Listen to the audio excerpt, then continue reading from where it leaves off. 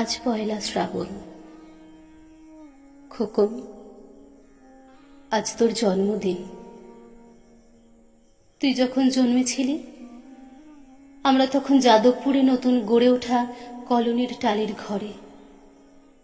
তোর school master বাবা সেই হ্যারিকেনের আলো জ্বলা ঘরেই আনন্দে আর খুশিতে ঝলমলে হয়ে উঠেছিলেন তুই আসার পর। তোর নাম রেখেছিলেন সুকল্যাণ। মানুষটার মনটা ছিল শিশুর মতন।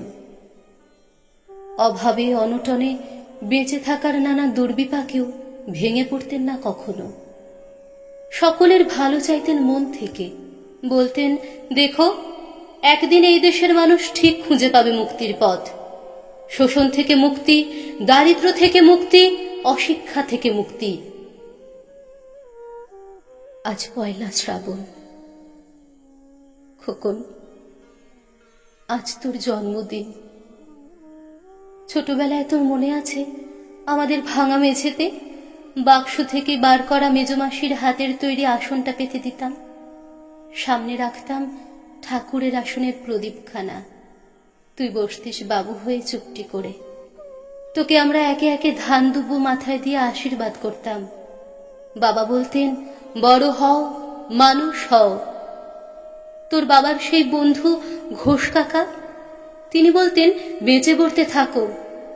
তুই জিজ্ঞেস করতিস, মা, পড়তে থাকা মানে কি মা? আমি শুধু তোর মাথায় ধান দুব্বই দিতাম, বলতাম না কিছুই। শুধু মনে মনে বলতাম, ঠাকুর, আমার খোকনকে মস্ত বড় মানুষ করে তোলো।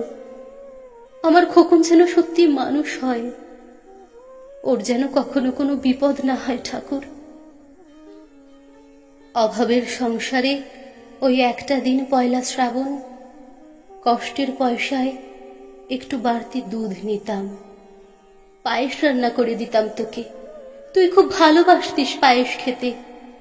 তোর বাবা বাস স্ট্যান্ডের দোকান থেকে নিয়ে আসতেন তোর প্রিয় মিষ্টি ছানার গজা। সামান্য স্কুল মাস্টারিতে কি বা আয় হতো। ঘরে বসে ছাত্র পড়িয়ে আসতো কিছু। দাউ দাউ অভাবের আগুনে সে রসদ পুড়তে সময় লাগতো না। তোর বাবার জামা সেলাই করতাম আর বারবার বলতাম, আসছে মাসে একটা জামা বানিয়ে নিও। উনি হেসে উঠে বলতেন, বাদ দাও তো, খোকন বড় হচ্ছে, ওর জন্য ভাবছি দুধ রাখতে হবে আরো আধসের। দুধে শক্তি বাড়ে, বুদ্ধি বাড়ে। শক্তি আর বুদ্ধি না হলে তোমার খোকন মস্ত বড় মানুষ হয়ে উঠবে কি করে? ভাবছি আরো দুটো টিউশনই নেব।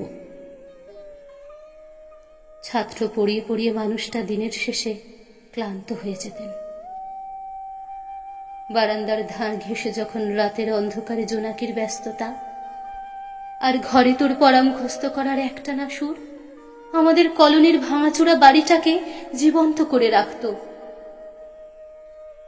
তখন বলতেন আমায়, খাওয়া দাওয়া একটু করো, তোমার চেহারাটা বড় ভেঙে পড়ছে দিন দিন। শাড়িটাও তো দেখছি বেশ ছিঁড়েছে। কালই আমি ফেরার পথে একটা শাড়ি নিয়ে আসবো, ধারেই আনবো। আমি বলতাম, ধুর, সামনে খোকনের উঁচু ক্লাস, কত বইপত্তর কিনতে হবে, কত খরচ। উনি দীর্ঘশ্বাস ফেলে চুপ করে যেতেন। জোনাকিরা নিঃশব্দ অদৃশ্য আলোর আলপনা আঁকত উঠোনের আগাছার ঝোপে। আবহ সঙ্গীতের মতো তুই ভেতরে বসে বসে পড়া মুখস্থ করতিস, ইতিহাস, ভূগোল, গ্রামার। ঈশ্বর আমাদের নিরাশ করেননি। তুই কত বড় হলি, সব পরীক্ষায় কত ভালো ফল হলো তোর।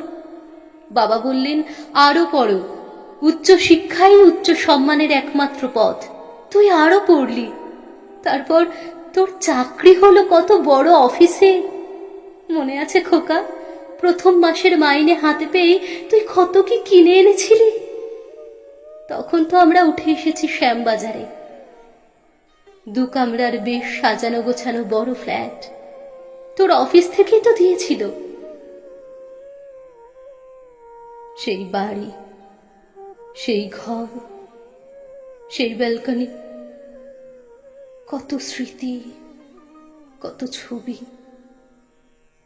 ওই বাড়িতেই তো আশ্বিনের ঝোড়ো বিকেলে, তোর মনে আছে খোকন? তোর বাবা যে দিনটাতে চলে গেলেন মনে আছে? তুই বাবার বুকের উপর পড়ে যখন কাঁদছিলি হাপস নয়নে, সদ্য স্বামীহারা আমি সেদিন তোর সেই অসহায় মুখ দেখে আরো বেশি ভেঙে পড়েছিলাম।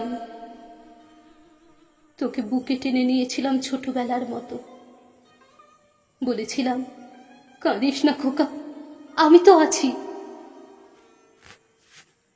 আজ পয়লা শ্রাবণ,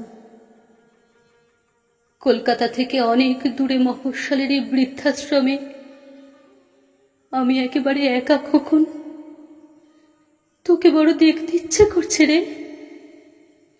তোকে, বৌমাকে আর ছোট্ট বিল্টুকে।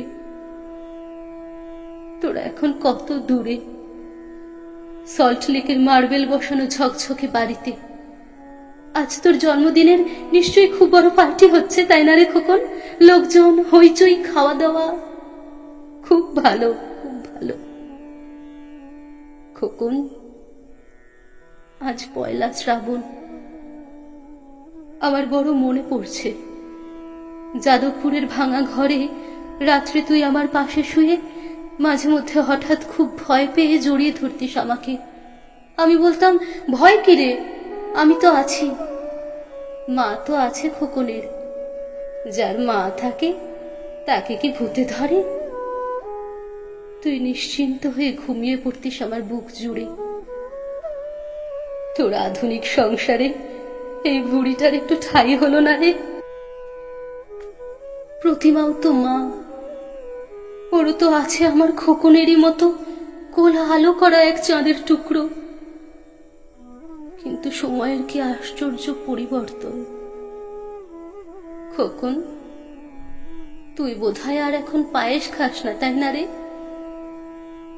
তুই জানিস না খোকন, আজ আমি সকালে পায়েস রান্না করেছি। হ্যাঁ, তোরই পাঠানো টাকায়। সারাদিন সেই পায়েসের বাটি সামনে নিয়ে বসে আছি রে, এখানে এই বৃদ্ধাশ্রমে, আমার একলা ঘরে, আর কেউ নেই। তুই একবার আসবি খোকন, একবার, শুধু একবার।